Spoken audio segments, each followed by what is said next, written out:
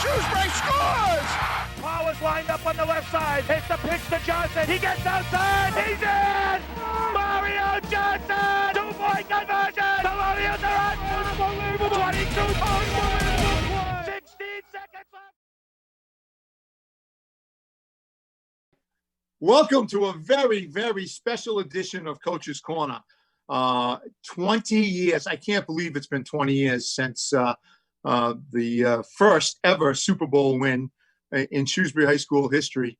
We got some of the players, some of the coaches, the AD, the current AD, and of course the Shrewsbury TV 28, because that's what it was when Billy was here, sports team here with us. Terry, why don't you start? Can you believe it's been 20 years? No, it's unbelievable. You know, I was watching, Mark was kind enough to put it on YouTube, the whole game. And just amazing back then. You know, had such a great group of kids. And, you know, it was our third year and we had lost the year before and had a really good senior class and a junior class, you know, that ended up being very successful and just amazing. And then when you look back on it from a historical point of view, I mean, beating Longmeadow, the fact that he won so many Super Bowls, you know, that was a great win too. And, you know, just kind of catapulted the history of, you know, Shrewsbury winning so many close games in the last minute. And, you know, you know, it was amazing. So not that you will believe this or not, but it's 20 years to the day. It was December 3rd, 2000. Oh, it was. Kind of, yeah. And then 40 years to the day, this stupid 17-year-old won a high school Super Bowl. So that tells you how old I am.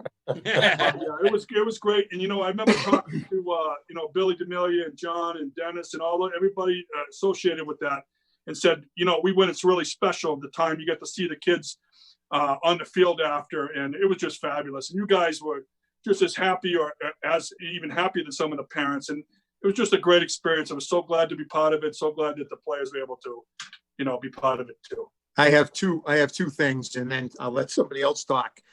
In my humble opinion, in the 20 plus years that we've been doing this, without a doubt, the most intelligent football team I've ever seen. They knew everything. Chris Lynch would talk to me on Coach's Corner, and I would look at him like, you got to be kidding me. What did he just say? He sounded like you, Terry. Yeah. And the second thing is one of the greatest bunches of kids that we've ever been associated with. And I mean that. Johnny, I got to tell you, I'm going to go one step different on you. I think that's one of the gutsiest performances I've ever seen in my life. We had them early. They owned us for the second half. And for that last drive, that last defensive stop, just drop them dead right in their spot and get the ball back with 2.5 minutes. Got to go 75 yards. Are you kidding me? High school team, what they did, how we were able to drive that ball down the field, the composure, it was just phenomenal. So I give them credit for just having a lot of guts and chutzpah and being able to come back like that. How often, as Terry said, how often does a high school football team go 80 yards for a touchdown? Without making a mistake. It's tough, but I mean, I always talked about, you know, people would ask me, you know, what's the key to winning so many close games? And I always said, you know, it's poise under pressure. And even the little things, you know, as a coach, we had to spike the ball with under a minute left with no timeouts. And that doesn't sound like a big thing, but when you're in a Super Bowl with 4,000 or 5,000 people there, and they lined up and did it just how they're supposed to do it. And, you know, I like what you said, Billy. Guts. It was guts because. How about Lee getting sacked? How about Lee on the verge of getting sacked with no timeouts left, and he makes that incredible just throw the ball away thing, right? Leo back to pass. He got nowhere to go. Let's see if he got away with it. Yep, incomplete pass. Wow. Oh wow. So I was watching a film with someone where I was working right now, and he said, "Wow, what an intelligent play! You know, him throwing the ball away, because if he gets sacked there, the game's over. You know, so yeah, that's what you get with a three-year starting quarterback. You know, and he did a lot for us in that year to get us there for sure. Okay. And how many times did Mario carry the ball that night? How many? Yeah, I never knew that. How many? How many carries?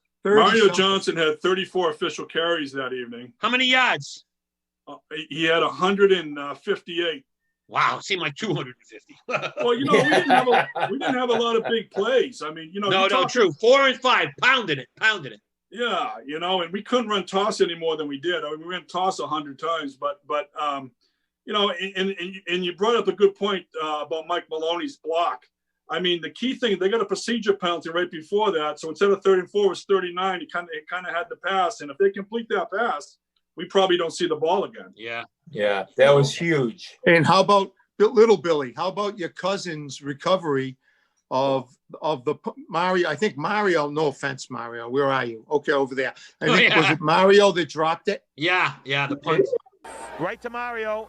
Oh no! They got it. Oh my! Oh. Mario's giving us a nervous breakdown on that play. Landon, I think, recovered it too. Wow. And your cousin jumped on it right there. He dropped that ball and our heart sank. It was like, now Billy had a heart attack. I think Billy. Yeah, it was incredible. It was incredible. It was incredible. It actually was, yeah. And Brian, wait a minute. One other thing, Brian, I just remembered this on the 2-point conversion.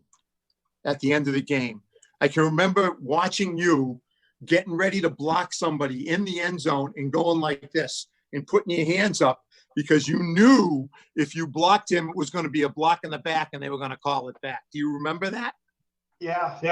The end of the game there. Yeah. I mean, at that point, adrenaline's pumping. So, hit the guy with as much as I had, and the last thing I wanted to do was get flagged. So yeah, I know. I remember putting your hands up, and I'm saying to myself, "Oh, thank God he did that." I find it amazing that Mario had enough gas in the tank to get outside after carrying the ball all the way downfield. I mean, that was just amazing to me how he had just enough gas just to get there and to get all the way outside. Agreed, Billy. It was amazing. 21-20, 16 seconds left. Here they go. It looks like it's coming to this side. All the power's lined up on the left side. It's the pitch to Johnson. He gets outside. He's in! Mario Johnson! 2-point conversions! Colonials are on! Unbelievable! 22, unbelievable play! 16 seconds left. The Colonial crowd is wild. Wallace goes for it all. It comes up smelling like roses. Yeah, going back to the opening kickoff, again, special team, that was a huge play by Biggs. Game, it would have been Danny Cronin had the recovery that really set us up for our first touchdown. Huge play in the game. All right, it's number 2, the up back that takes it right up the middle, and he's plopped by balls on the ground. The Colonials got it. Unbelievable, an immediate turnover, and the Colonials get the ball on their own 40-yard line, recovered by Danny Cronin, who's just had his nose around the ball all year long on special teams. I wish we could tell who had that hit, Johnny, but it was a butt up for sure. They fumbled 2 more times in that first quarter, and we almost got 2 more times. We could have had the damn thing blown out by halftime. It could have been 28-0. You're right. Actually, I've been listening to games for 16 years, and John Mastro actually said something smart during this game. I think it was our first time. I wrote it down in my notes, and I said, wow, John sounds intelligent. So what happened was, at the end of the first half, we really didn't go for it. And it was because we were up 7-0, and we were getting the ball to start the second half. And he said, I understand, because if you turn the ball over here and Longmeadow scores, you take all the momentum away. And he was right on the money there. Way to go, Johnny! John, congratulations. One time. One time. 1 out of 1,000 is not bad. The rest of you missed the pregame show, but between Johnny and I in the second half, we ripped the crap out of Wallace so bad for not passing. We questioned every play call. We questioned his time management, and we begged him, Terry, please don't turn on the sound for the second half. That's all we're going to say. I know. And I can remember Billy saying, not that we ripped you, Lee. We would never do that.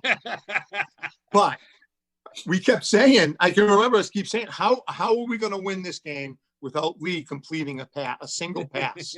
We kept saying it, but yet here at the end, the line and what they did at the end. I remember during the game being amazed at Nick Dion, who was well, he was always pretty quiet in my mind before I knew him better. But I remember him getting in everybody's face. Before each snap, he seemed like he was getting in everybody's face going, let's go, we got to do this. It was just, the whole thing was amazing. Hey, Jay, how long before you guys started to talk about going for two? That was no doubt after the 50-yard line? I think I actually said it on the headset. I know this is a dumb question, but we're going for two, right? What do you think? I think was the response. It's Mario again. He cuts it up inside. Mario Johnson, touchdown! Touchdown, Colonials! 16 seconds left. Wallace will go for two, I guarantee it. It's the pitch to Johnson. He gets outside. He's in! Mario Johnson! 2-point conversions! Colonials are on! Unbelievable! 22, unbelievable play! 16 seconds left! Wallace goes for it all! It comes up smelling like roses! We knew it. We knew Wallace would go for two. Dennis, you were wrong again. Yeah, I mean, no you guys, doubt about it. Terry, back me up here. Oh yeah, you know what's funny. I was laughing at that point because it was a timeout, and you guys are so superstitious about in the Algonquin game. When we had this situation and we didn't come through, and you were like, "Are you kidding me? Of course he's gonna go for two. There's no question about that." And Right. just, I mean, I always felt that you always play to win, and I told my kids that. I told my coaches that. Like Jay will back me up. Since day one, I never said I would ever go for the tie. And a couple of times it bit me, but you know what? Just because it's the Super Bowl, I'm not going to change my philosophy. That's for sure. Love it. I knew he was going for two. As soon as I saw the set, I turned around and started heading back into the huddle instead of going to the sideline. Well, the funny part about that is the Boston Globe. I'm interviewed by the Boston Globe after. The guy goes, "Boy, coach, pretty gutsy call." I go, "No, it wasn't." I said, "Well, what was your thinking in that?" I said, "Well, I said if we go for two and don't get it, I can live with that. I can't live with if we missed an extra point. We had a good kicker. Tommy was automatic, but you know what? You got to go for two there." And Alex in the Globe said, "I would have kicked it and played for overtime."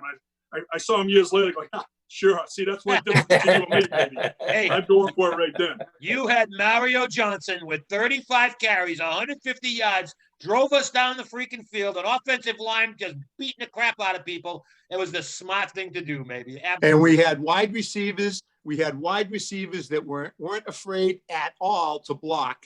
And Mario being led by Roby. There was no doubt. As soon as they broke the huddle, what was the first thing you said? All the powers to the left. Yep. That's the way we were going. Mario wasn't going down. Mario wasn't going down. No way. And Terry, why didn't he call timeout? That's a good question. I don't know why he didn't call timeout. I thought that at the time too. I thought he would have called timeout. And why he didn't have 10 guys in the box, I don't know either. I mean, and the other thing too. The pass. I mean, I got to tell you, if roles were reversed, I would have called timeout and said, "Train, you go man to man on any receiver they go, and everybody else is coming because they're going to run the ball." But the other thing that goes kind of unnoticed is Dennis, my friend over there. We went a lot of double tights during the game, but I was kind of laughing to myself because if we did a pie chart, I think we ran 95% of the time to Dennis's side. And not that Landon wasn't a good blocker, he was, but Dennis was, an unbelievable blocker. And even in the game where we didn't throw the ball, he was a big factor in that. And again, like we talked about, the kick at the end was just, it couldn't have been any better. You could have said, "Listen, this is where you kick it," and right down the middle. So that was great. Yeah, that was. And Todd, we talked about this too, making the tackle. Now you say, "Oh, well, there was only 16 seconds." Well, no, the guy was all the way out to the 40 or 45 yard line. It was like, "Oh my God, he can't be breaking this. There's no way he's going to break this." And then Todd came in and made the tackle. Right. Yeah, no, it was good. And our little junior center over there too from California. Absolutely. Think about him. He started 35 games for us in a row. Went to 2 Super Bowls. And, with Orff and Brian and all those other classes, they only went 30-5 against probably the toughest schedule in Central Mass. Nick may have been the smallest center to ever play at Shrewsbury High School. I mean that. Well, what are you talking about? He only gave up 115 pounds to Joe Mugello. Longmeadow the year before. Jeez. I don't think I'll ever forget the week of practice before that Super Bowl. Was it somebody lining up against me? And before I would snap the ball, just laying me out to rile me up to get me ready for that game. And it lit something in me. There you go. Big time. Johnny, get the kids. Get the kids. I'm calling them kids. Get the players to talk more here. Let's They're hear not from Mario kids and anymore. Lee. They've all got kids of their own. I know. We're getting old. Line them up. Get them going. Billy, what's your fondest memory of that game? Is it the reverse? You're on mute. No, it was Mario getting in the end zone because that obviously won it for Way to us. go, Right? team player, baby. Team player. Look, they're still it was doing a it. 2-point They're conversion. still doing it, Terry. It had to be the 2-point conversion. You kidding me? They were very intelligent young men. There's always said the right thing. Let me tell you. Brian, Boy, how about you? Yeah, I mean, that game is just Mario and Billy running down the field. Great blocking by the line. Is just an amazing rushing attack that we had that game. I think, Lee, where were you? One for 3 that day? No, Brian. He was 0 for. No, he was 2 for 3 to the other team. Hey. Don't you be talking about Dynamo like that. We didn't need to pass that day. So That's right. Brian. Attaboy, Brian. That's right. Yeah, but just real quick about Brian too. I mean, our defense was unbelievable, tackling against a really good Longmeadow team. And John and Billy, you talked about intelligence. I mean, if you go back and watch the film, Longmeadow does a lot of different things with formations where they cover people, and you watch films against them, and other teams would cover guys who were ineligible. And we spent a good time of preparation on that. And then you saw them come out with 2 wide receivers, and we didn't cover the guy that was ineligible, which was smart. They're trying to get you to move another guy out of the box, and we didn't do that. So I thought very smart. Defensively, we gave them 2 short fields, but other than that, they didn't do too much against our defense. Yeah. Hey, Terry, was Longmeadow undefeated? No, Longmeadow, they had lost 1 game that year. Who did they lose to? You know, I think they lost to Central. What was in your head? I mean, you had to know we were going for 2. When they called the play, what went through your mind? Put everything into this run. That's it. I had nothing left anyway, so I think I kind of like faked inside and then took it outside. Yeah, you did. Right? You did. Because I knew, and that was like, if I can get that corner, it's over. If I can turn that corner, it's done. That was if I could turn the corner, I was fine. That was my biggest curse, though, because I always try to turn the corner too much, and I know that. You know what, though, Mario? I think that was your second best run of the game, excluding the touchdown, because that play was Westover 29 toss, and Roby usually follow Roby, and like you said, Roby made a good block, and Dennis did too. But then you broke it to the outside, and the wide receivers and Brian and Billy were out there, and they did a nice job blocking too. But if you don't cut that to the outside, I don't know if you make it in. So that was a really good move by you. Hey, T, there was one more. There was one more move he had on that kickoff return. And then did you hear who I compared him to, by the way? Yes, Bob Hayes. My God. Bob Hayes. Not that any of these people will know, right? I knew the bullet, but yeah, I think I was the only one who probably did. Let me tell you. I gotta say the reverse. Dallas Cowboys. The reverse is something. Go ahead, Mario. The reverse is something I remember from Orf getting that big run with the reverse.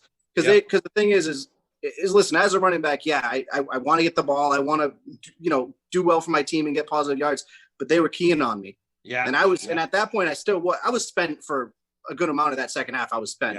Yeah. And Orf helped alleviate that and definitely, I think, set a spark, because I think he got that. And I think later on, I think it was 4th and 5 or something like that. Yeah. That's the run I remember besides the 2-point conversion, the touchdown. Yeah. Was the 4th down. Oh my God. Yeah, Mario, before you came on, I said, just critiquing my coach. And I think if I had to do it over again, I would have put Orf in a little bit more, maybe with you, and given him the ball a little bit more. Because like Orf was just a tremendous back too.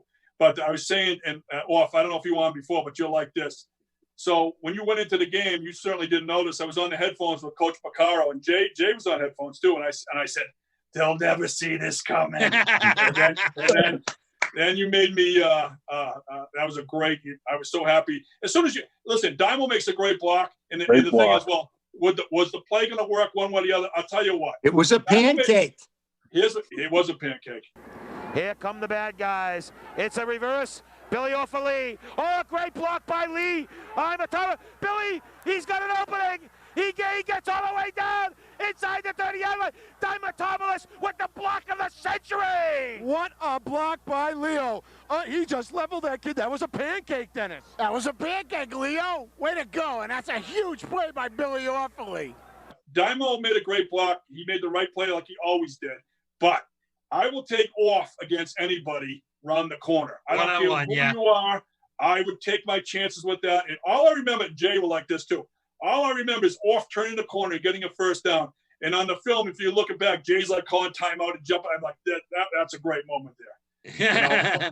But it was nice to have. It was nice to have an option like Billy to go in that position, because 2nd and 19, we were in dire straits. Yeah. I know this is the Super Bowl show, but the following year when Billy was a senior and he carried the ball average of 43 times a game.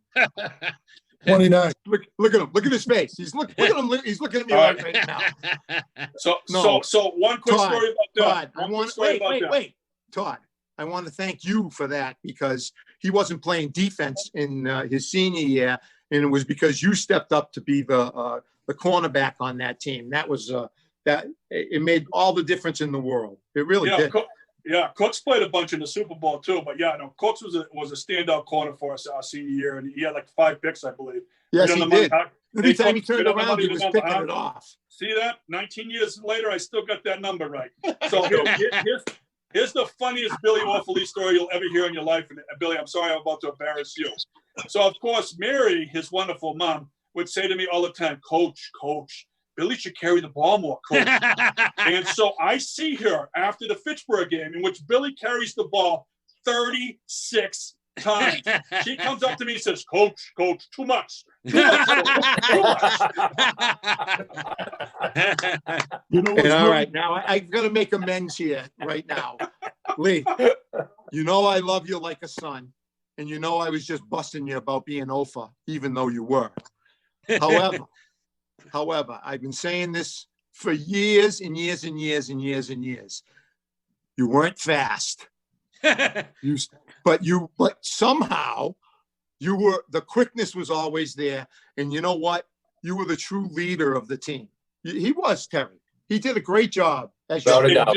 3 or 4 year starter, right? What was he, 3.5? Listen, not that I'm a math guy, but anytime you have a quarterback in his last 2 years wins 87.5% of his games, pretty good. And here's the other thing I'll say. Of everybody who ever played quarterback for me, the person that I would feel the most comfortable with just pointing out to the field to call a play would be Lee Diamantopoulos. Yeah, without question. Don't even worry about it. So, I agree. Thanks, Coach. I agree with that. All I can say is Diamantopoulos, Diamantopoulos, Diamantopoulos. Terry, he wouldn't have had hair that long when he played for you, though, would he? Hey, Johnny, listen. I saw that, Tommy Crossman. Yeah, Tommy's down there. Tommy, you got to hit your mute button. Yeah, you got to get some video on.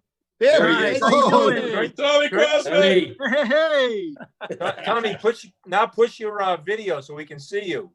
Hey, be I'm going to do one video. impression. And Tommy Crossman, he's got ice in his veins. This is going through, baby.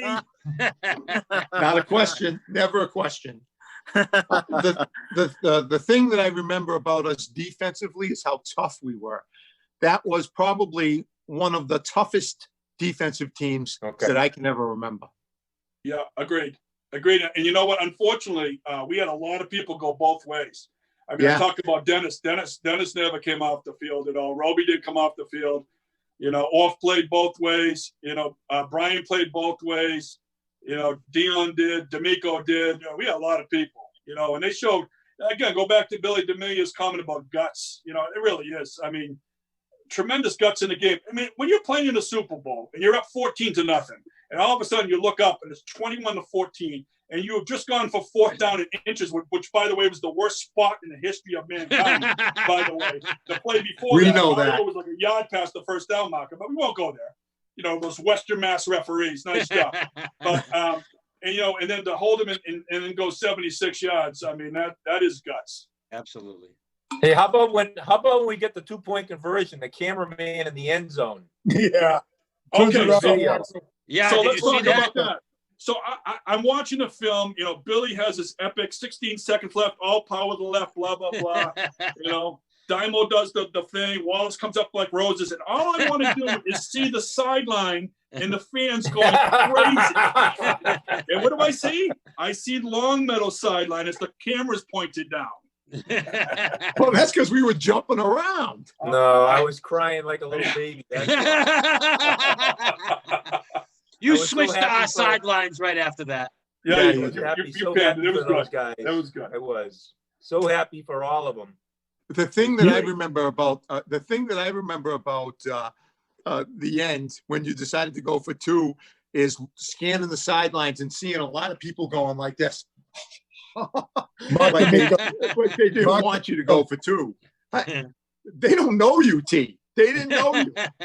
Well, like I said, I defer to Jay there because, you know, come on. I mean, you know, see, I kind of joke with other coaches. They're like, well, do you have like the little sheet, like when you should go for 2 and stuff like at the end of the game? And I say this, listen, let me explain something. Or do you confer with your assistant coaches? I said, here's the thing in Shrewsbury. Number 1, I know I'm going for 2. My assistants know we're going for 2. The players know we're going, and the mothers in the stands know we're going for 2. Okay, so there it is. Wasn't Biddy? Was it Biddy that didn't want you to go for 2? Listen, it's nerve-wracking to go for 2 jobs. If you don't get it, you lose. Yeah. Russian roulette. Terry, I knew you were going to let Mario run that. For that 2 points. No, it was the Dutch. reason being Dutch is the one that didn't want to go for 2. The reason being is that Jamie Bonamo was not on the team. I don't understand. That? You don't understand? The Algonquin game that we lost. Yeah. You instead of handing the ball to Mario, you threw the ball to Jamie Bonamo. Actually, Billy, you know what's happening, Billy? What's happening as you get older, you start dementia starts coming. No. Jamie Bonamo was the year before. We threw the ball to Dennis Ferrante, but that's okay. You were close. No. Oh yes. No. Already graduated. Johnny, back me up. I gotta get that little hook out. I can't reach over the wall here. No, I remember that. So let's talk about older Billy here. The best thing ever was we'd come to me before the game and say, hey, so what's your first play? And I'd tell him. And so one time I played a trick on him. I go, twips right, zip left, blah, blah, blah. So he says, so John goes, hey, what's the first play? Billy tells him, and he goes, what is it? He goes, I have no idea. He did say that. I will say one thing, though. I will say, since you brought up Algonquin, though, and I've always thought this. In the moment, devastated we lost to Algonquin. Disliked the guys, right? Devastated. But I don't know if we beat Leominster the following week. I think we played them the following week. We did. Right? I don't think we beat Leominster. We're down 14-0 or whatever it was. At halftime, we were down 14-0. No, we're down 13-0, but we're 13-0. Yep. That's right. And we come back and win. I don't think in the Super Bowl as well. I don't think we come back. That loss, because remember we were kind of rolling before that Algonquin game, and I don't know about any of the other players. I was feeling myself. I'm like, oh, we got this. We're gonna roll. We're gonna get to the Super Bowl. We're gonna steamroll everyone we play, and then boom, we lose to Algonquin. Yeah, a team we should have beat. True. We played them 10. We played them 10 times. We beat them 9 times. It's just the we best thing that could have happened. It's the best thing that could have happened. That was the only loss that day, correct? We lost 23-16. Don't bring it up, okay? I'm really still in mourning from that. Hey, so here's trivia question. We beat Leominster 14-13. Who has the winning point? Tommy Crossman, baby. Tommy Crossman. He did have ice water in his veins. Tommy was money. Oh man. The thing I take from that team too was Brian and Tommy and Nick and Billy. They all played as freshmen. Yeah, they did. Right? Yep. Tommy was starting when Michael was a senior Tommy and Brian were playing defensive back, right? Tommy had 2 picks Thanksgiving Day against Milford in 1998, baby. Wasn't he the MVP? He was the defensive MVP, wasn't he? Yeah. He was like 12 years old and he got an MVP. Yeah. I know. He was only about this tall. Hey, so the parallel for that is you know how you compare and contrast. So 1998, you guys will remember this. We go up to Fitchburg and they beat us 48-0. It could have been 148-0. Yeah. And then the next time we played them at Crocker Field this senior year, we beat them. So that was a good barometer of how far that class had come. Yeah, that's true. That's true. And I do want to say that Ray was great that game too. He had a first and goal at the 3, and he took 3 knees to give us the ball back because there was no need for him to get any more points. That's a classy coach. He is. Do you guys remember that? I do. Yes. Not you. I'm talking about the kids. Wait, are you talking about when we played Fitchburg? Yeah. Oh, I just remember. Is that when they had Levitt? Lee saying block someone. Give you guys blocks. Like this. I remember getting pummeled. Hey, so we play Fitchburg. It's Lee Diamantopoulos' first snap. So I'm going to be real conservative. We come out and friggin' 4 wide receivers shotgun, and the center snaps it over. I don't know what happened. We missed a snap, and then so they score a touchdown after we got the kickoff in the first 15 seconds. I'm like, oops, that's not so good. That wasn't you, Nick Tedesco, though. You never missed snaps, baby. That was before you were there. No, you were a freshman there. I can't remember us ever fumbling with Nick as the center. No, he was good. Jay, you're shaking your head. No, we had. I remember one bad snap, and Lee took the credit for it. Oh, it was definitely my fault. I bet. You know, that was on the money every time. Typical Lee. Last game of Nick's career, he gets hurt. He wants to come out of the game. No, he's not coming out. He's not coming out. Didn't somebody say to him, "Get back in there"? That was Billy O. Where are you going? Get your butt back in the huddle. I thought I heard that story. Get back in the huddle. No. Yeah. My best Nick Tedesco story, and his father will back me up on this. We were playing Wachusett. The whistle blew, and this kid exploded on our sophomore center. He just blew him up. And the referee was reaching for his flag. The referee was reaching for his flag, and out of nowhere, number 33 came and leveled the kid that blasted him. And the referee went like this. He tucked it back in his pants. You remember that, Nick? Do you remember? He was playing defense, linebacker, and he was a freshman. Yep.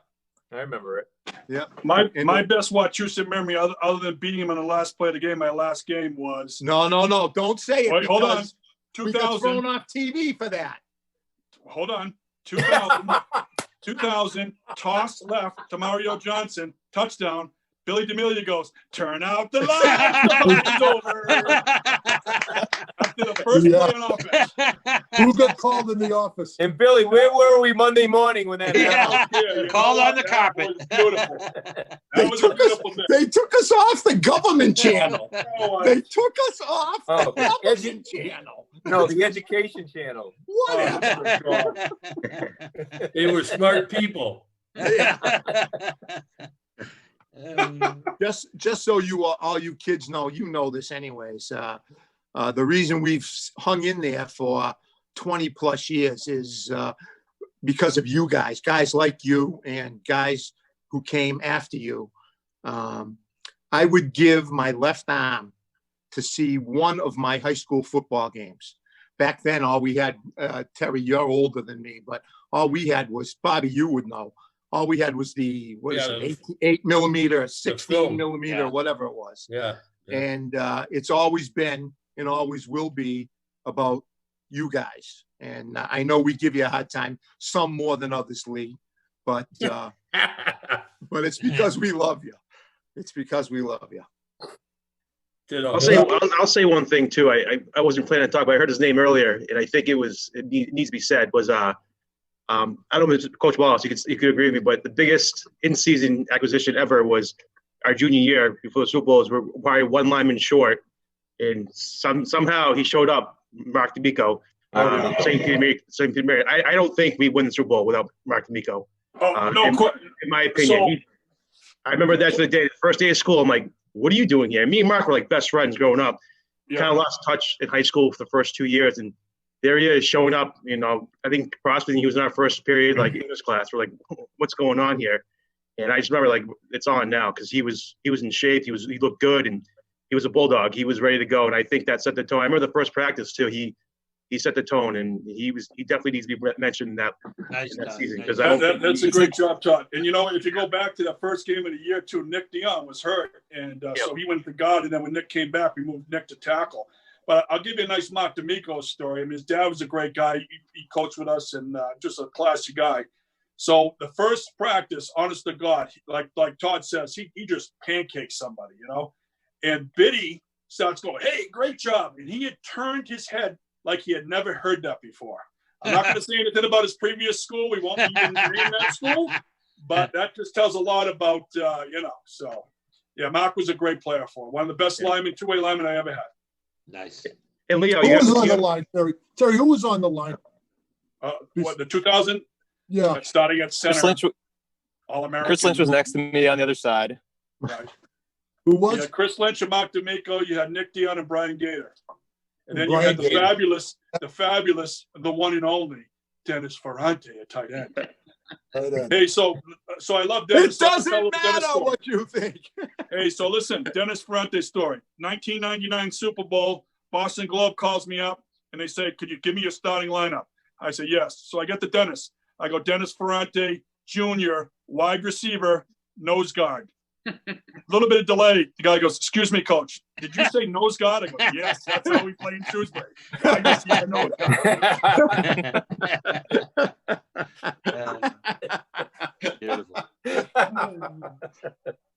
And he used to get triple team before triple team was even fancy. Let me tell you. Have all you guys seen the game recently, or the last couple of minutes, or the final drive? All you guys, all you players, have you seen it recently? Whenever I have an actor going out for an audition who needs a reference for an accent for Worcester or Boston, I always send the YouTube link to them. So I can hear none other than Billy D'Amelia. and so I can relive the glory days a little. That's great, Nicky. Good stuff. That is great. Good stuff. Yeah. So Billy D'Amelia. So the other day I was texting John Mastro about this, and out of the blue I go, 16 seconds left. All the power to the left. That's my text. I got to tell you, man, I've watched it several times in the last couple of weeks. I get the freaking chills, man. Honest to God. I mean, I literally get. It was really. I'm comparing this to the 1980 U.S. hockey team win. That's how I felt about this. Well, you know what I really like. I watched the end of the game, the interviews and stuff, and what I really took away from it, not only the parents, but how much you, John, Billy Off, all Dennis. Those guys, Dennis, how much you care about these kids. I mean, you must have hugged 50, 60 kids during after. No, but really, that says all you need to know about it, Yeah. And how you were saying you're so proud of everybody. And so I'm a Worcester guy, but, I'm very happy that I had the opportunity to be in Shrewsbury for so long because I got the feel of camaraderie. And, and I tell people, I got a lot of blue and gold still left in me, and I always will. And, that 2000 season, I mean, beating Longmeadow, is just, something that is historic when you look at the team that we beat. There's no question about it. Hey, listen, we all give you a ton of credit. Remember, I mean, we were fortunate enough to break ground a little bit with Sean before you got there, right? And then, but you helped with the Gridiron Club. You brought us all together. You drove our passion. You gave us fertile ground to do all this stuff. And then all the stuff we ended up doing, the TV shows, the interviews, the coaches' corner, all that stuff. You spawned all that, man. You really helped drive us to get us all started. And really, I'll never forget that, man. I appreciate you. Well, I appreciate that. But the bottom line is you got to have people that want to do it. You guys were great. You were the president of the Gridiron Club. Billy, you were such a great asset to everybody. And you know what? The bottom line comes down to You got to associate your kids, people with good players. My first class going in, and and Dymo, and having his class for 3 years with Mario and all those guys, and having relationships. I had two great ADs. Gordy used to take a lot of heat, and I don't know why, because he was great to me. And then when Jay became the AD, it just was the same. And it really is. And the administration too. I mean, I worked for 3 great principals. Dan Gutekamp was great. Brian Regan was great, and Todd was awesome too. And a lot of coaches don't get that support either through their ADs or their administration. Again, I mean, SPAC. I mean, I tell people we had a Coach's Corner show, and we watched every game on cable. They just shake their head like, "What are you talking about?" I mean, it's really because you mean on Huddle? I go, no, there was no Huddle then. I said John Mastro was Huddle. Yeah, I got in trouble for bringing my camera to a Milford game back then. Yeah, you dog, man. You a dog. Billy? Remember me getting yelled at and called out? They took my camera away. No, we stuff, brother. That was all you. You were crazy doing that. Even I wouldn't do that. Goes and tapes the Milford game, their practice before freaking Thanksgiving. He's in the freaking stands taping the other team's game. Oh, my God. No, we got to congratulate Nicky Tedesco, though, senior. 22 years. We could do a whole producer of the year. Stuff. Yeah, we could. 7 times in a row. I mean, amazing. Great. I mean, great. There, running the camera. Fabulous. Freezing his butt off. Freezing. Oh, man. Yeah, it's all good. Nicky got like 0 credit for the first 10, 15 years too. I mean, Nicky and I started off with Mark Serra, like a couple of buffoons going and taking lessons from Mark on what to do. And of course, Nicky did all the hard work. He learned the camera and the video, and I did all the really tough work at using my big ass mouth in front of the freaking camera all the time. That was my contribution. But Nicky put in the Nicky time wouldn't come on the effort. show back then. You're right, Billy. He wouldn't even come on the show. No. He was a quiet background guy for years and years and years. I think my son said it best one time when he said that I watched his entire football career through the lens of a camera. Yeah, he did. There you go. There is somebody else we have to thank for the 2000 Super Bowl too, and we used to talk about this all the time, especially with a lot of you guys that played for him. Is Jimmy Lynch. Jimmy Lynch taught them to play football the right way. Terry, you said it too, that when the kids came in, you didn't have to teach them how to form tackle or how to block, that they had already gotten that. Even though they didn't win a lot as Pop Warner players back then, they had a great coach. Yeah, and that was good. We did do a lot of form. Jay will talked about this because he was a big part of it. But we formed tackle. Brian Anderson and Orphan Tommy and Cooks, my God, they form tackled almost every friggin' day for 4 years. But what I used to like about it, if you watch a Shrewsbury film and a guy making the tackle, it looked usually pretty technically sound. But yeah, the Pop Warner program, and then playing with the youth football. Anybody who coaches on that level, my hat goes off to, because I coach my daughters in sports too, and it's a great feeding program into the high school for sure. Terry, I'm coaching my grandsons in Pop Warner down here in Florida, by the way. That's awesome, Billy. Me, Billy, and Anthony, all 3 of us are coaching them in football and in baseball. I'm back head coaching Little League, and yeah. That's awesome. Doing it all again. Good. Billy Ball to Florida. You bet your ass, baby. I had him coming and going this year. Eddie Savage would be turning over right now. Bobby, don't tell. Don't tell. Oh, yeah, really. So Jay, stories there though. Jay, what's your? Now you've been involved in Shrewsbury since you went there in the early '90s. What's your fondest memory of this team? Well, this is his class, right? Yeah. I mean, this is always going to be a special group to me. I'm where I am today because of this group. They were a key part of me growing as a coach. Obviously Terry gave me that opportunity. I mean, he didn't know me from a hole in the wall coming out of college, and took a chance on me and gave me that opportunity. And these guys made me, and I'm sure Terry would say this, look great. You talk about the most intelligent football team. You guys said it earlier, is the most intelligent group of young men I've ever coached in my life. And you look at them all today, they're all successful. So, and I still talk about it. I even talk about my little guys playing football now, and he sees some of these guys, and actually, I think some of our kids will be playing together in this group. It set the tone for us over the years. I mean, we would.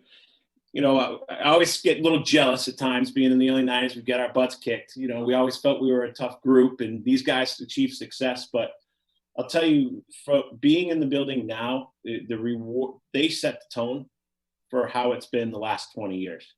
And I really appreciate that. And what's great is, and I missed it last Thursday, is seeing these guys come in and come say hello and keep the connections going. 20 years later, I think I still talk to these guys. I miss our fantasy battles that we had.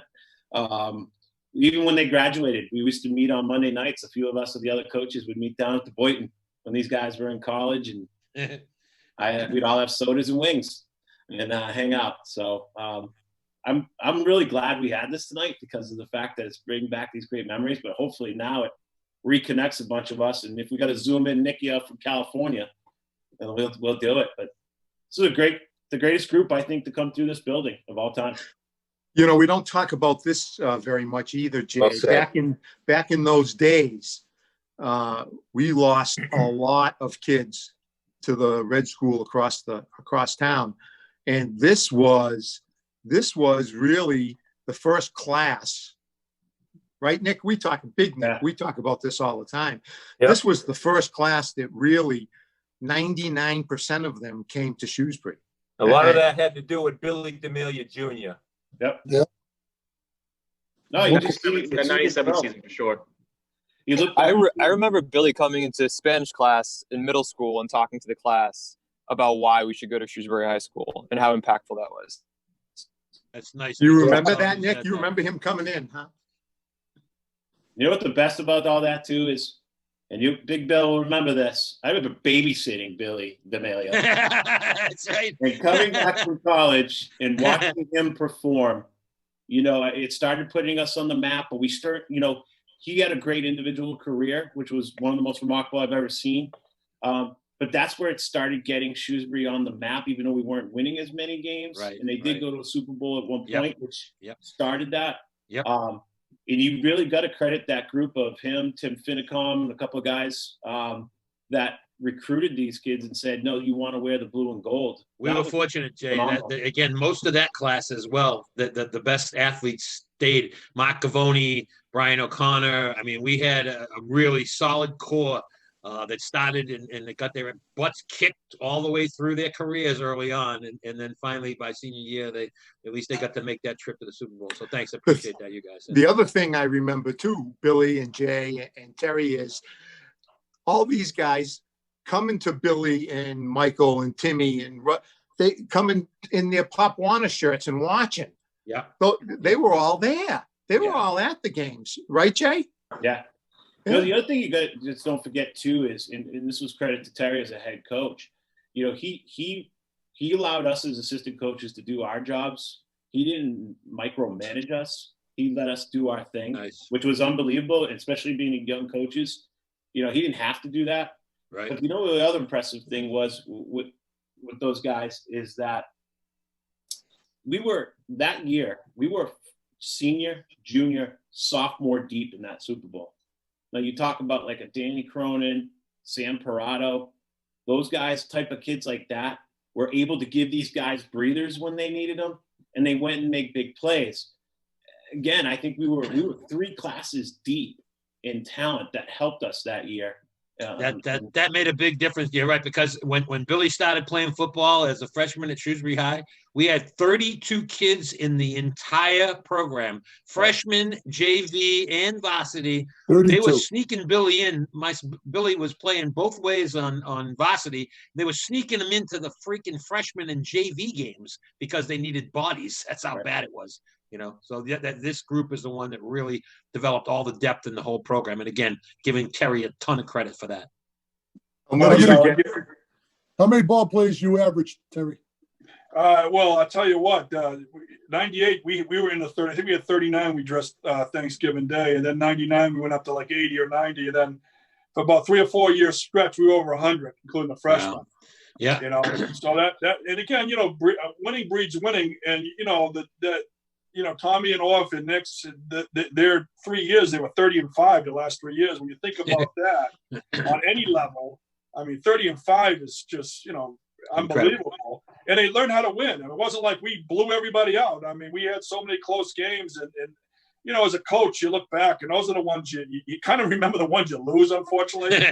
but the ones you really remember are the close games that you pull out, because that's such a, credit to the kids coming through in the clutch. I always say anytime you're losing in the fourth quarter, you could lose. And we had so many times that we came back, which is great. The one thing I want to say, too, about this 2020 team, my only regret is they didn't have the present format. I would have liked to see this team play at Gillette Stadium. We would have had the opportunity, because we had beat the Western Mass team. And then listen, I would have taken my chances against anybody. I'm not trying to be cocky, but we just usually found a way to win. So that was that's my one I would like to see. And the other magical question is, could we have beat St. John's that year? And, yes. And all I can say about that, are you kidding me? Come on. that's my only regret, is I wish we would have been able to play St. John's. Yeah. Always. I think we all, for Lee and Dennis, every year we said, okay, St. John's, put them on the schedule. Yeah. And and the one thing I think made me angry was, and I went and watched Orff play the following year. All of a sudden, St. John's is on the schedule. It's amazing, and I'm like, come on, guys. So now I got to talk about that game now, because you brought it up there, Mario. So Orff has 227 yards rushing against St. John's, okay? And he's playing cornerback, too. We got him on a ventilator at halftime because he can't even breathe. We threw like 4 or 5 picks. If I had to replay that game, Orff would have had 56 carries. He would have had 500 yards. That was with the ventilator, though. Yeah, right. That was the year we were 8-1. I think we were 8-1 or 9-1. We had Billy, just right? October. And we went out in the parking lot, and Billy D'Amelio laid down on the ground going, I can't believe it. We're not going to get in because we lost to St. John's. Isn't that the year, Billy? Yep. Yeah, and I think I said, excuse me, we're 8-1 and we're crying? Really? Yeah. You know what? That's an unfortunate thing. That team, I think, could have done. If it was a present playoff format now, I think if we had a repeat chance against St. John's, we might have taken them down. For sure. You know what, though? That season, our Super Bowl was Thanksgiving. Right. We lost you, Billy. Day against Milford. And he went 90 yards. Oh, Brian? Yeah, Brian. Brian hit it Where's 90 Brian? yards for a touchdown. And how about Billy Orfley's touchdown run, too? Brian, you can't believe how many times Nick has said over the last 20 years, let's run X-ISO fade. He says it every week. It's his greatest play. We should go to Dendo. So I gotta bring up a Dutch Holland story then. So Dutch, Dutch, great coach, wonderful guy. So we're playing Thanksgiving, and he had not a lot of success against Milford in his days at Shrewsbury. So we have the ball on the 6-yard line, and Mark D'Amico is in at fullback, if you can believe it. And he looks at me, he puts his arm around me, and he says, and I quote, "Hey, Gary, 14-0 going into halftime against Milford, pretty good." And I said, "Yeah, you're right, Dutch." I go, friggin' X-ISO fade, Brian Anderson, 94-yard touchdown. I say to Dutch, 21-0. True story. Well, you haven't said too much tonight. You gotta have something. You gotta have a story or something. No, I don't have much. I mean, I think for me, I enjoy just listening to this. I mean, I could listen to Coach Wallace tell stories all night. The best. I guess the only thing I got to say, I know Ryan Robitaille, Nick Dion send their best. They couldn't be on tonight. And, I mean, seeing all these guys on here, it just makes it a great memory of how special the team was. But I want to give a shout-out to those two of my best friends. Nice. And we all know how big of pieces of the team those guys were. So just a shout-out to those two. Yeah. Yeah, we Good talked call. about Good Robitaille and call. him being one of the unsung heroes there, too, in that game. He was tough as nails. Lynch too. Yep. Defensively. Yep, he was a monster, man. Yeah, every tackle. Chris Lynch was a little slower than Lee. And still made all the plays. He was faster. He was definitely faster. No. Wait, let me finish. You put him on a football field. You put Chris Lynch on a football field, and I take him as my outside. What do you call him? The mic all day, because there's a difference between Lee had it too. Lee was slower than I used to yell at him all the time. Get the piano off your back, but playing basketball. Again, he was so quick. It was unbelievable. Chris Lynch is the same way. From sideline to sideline, if you needed a tackle, but that's the guy you wanted. But the difference is that team was so talented that if you played them on a team a couple of years later, they're probably the fastest kids on the field. Yeah, you're right. You got to underestimate the talent of everyone. See, that's a good point by my boy Jay Costa. See that? And listen, you want to see Dymo speed? Go back 2000 Thanksgiving against Milford when he ran a nice veer down the left sideline for about 25 yards. That's the longest. Yeah. That's the longest carry of his career. It was money. Nine guys from Milford tackled friggin' Mario, and Lee still had the ball. Yeah. Johnny, how long you been doing the play-by-play and stuff? How many years? Wow. I mean, we kind of tag team when we first started. True. But you've been how many years with Terry when Terry was coach? How many years? All of them. How many years? Say every week, Terry, I don't know what the hell you're doing, but so that's what I want to say. If you apologize to Terry for all the years of misery and agony and criticism, all the negative yards of the jet sweep we lived through. Minus 579 yards on the jet sweep. Minus 579. He's no different today. Ask John Aloisi. Yeah, there you go. I'm not surprised. Hey, so Billy DeMille, you'll love this. Yeah. We played St. John's in 2012, and we ended up, it was a defensive struggle. We ended up beating 51-46. But anyways, so we ran a jet sweep to Zach Dionis, and he went like 70 yards untouched. John Mastro goes, well, now it's only negative 512 yards. It's true. Are you kidding me? What a critic. How many negative yards on jet sweep? Johnny, 2 minutes. I know that. I know. There's only 2 minutes left. We could be on here. For another hour talking about that season. I did want to say one thing before we finished. When we went down on the field after the game, the first kid I saw, and he was one of the toughest kids in middle school. He was one of the toughest kids I ever met. The first kid I saw when I went down on the field after the game was Mike Maloney. And he was crying like a baby, and he hugged me and thanked me for everything that we did. It was one of the nicest moments of my 20 years of doing this. It was just so much fun.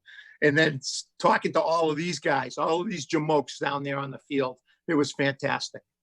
Hey, Mark, Sarah, you going to cut in the last play of the game, the 2-point conversion with this show? I bet you could do that. All right. Oh, good. That's good. All right. Well, time is just about up. Hey, all you guys, thank you so much for coming on. And more than that, thanks for the great memories and the very first ever Super Bowl championship team in Shrewsbury High School history. It was a lot of fun. Tate. Yeah. I still miss you. Yeah, I missed you guys too. But you better not beat us. Well, John, if it's close in the fourth quarter, I can't promise you anything. Okay, I know. Hey, I miss you all. Love you. Best wishes from Florida, you guys. Billy, thank you so much. Nick, send us some of that nice warm weather, will you? Yeah. None of the fires. Mark, Sarah, thank you so much for sponsoring. See you. Bye, T. Thanks, guys. Bye, everybody. Great seeing you all. Great seeing you. Trying to make a stab at him here, and that's it. Colonials up! Look at him! The 2000, the Super Bowl champions. Look at them, they're out on the field. They're going wild. The dogs out! Let them dogs out! Colonials! Turn out the light, the party party's over. I love it when you sing, Billy. We'll be down on the field in a second. Oh, we just can't let go of this camera, though. Let's hold on for a minute, Nikki. We don't want to miss an inch of this.